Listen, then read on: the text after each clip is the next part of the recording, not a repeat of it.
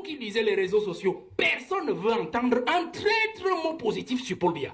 Parce que tous les Camerounais raisonnent en termes de souffrance. Ils regardent leur quotidien et regardent le quotidien de ceux qui gouvernent et se disent comment est-ce qu'un pays peut être bâti ainsi?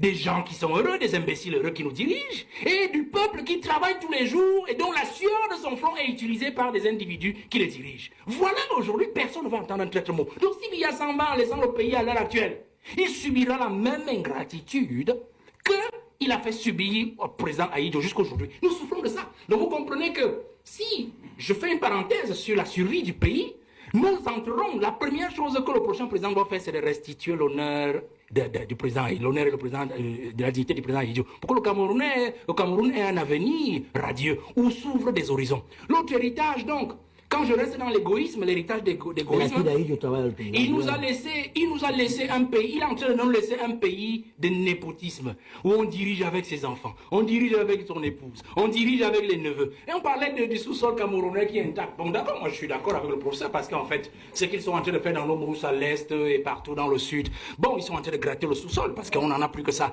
Mais on dit, l'honorable a dit, on a préservé notre sous-sol comment dire, de l'appréhension de l'étranger. D'accord, je suis d'accord.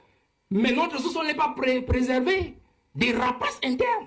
Suivez seulement tous les contrats qui sont signés au MINMID.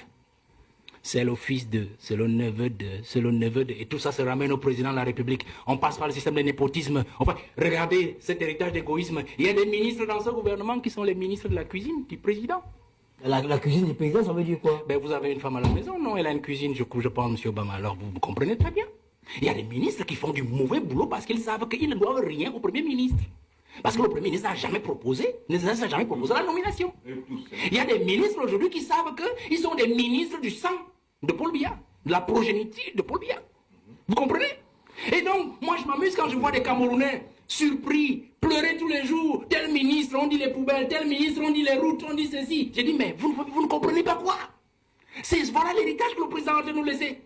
Un héritage des hommes de cuisine. Un héritage des hommes de filiation.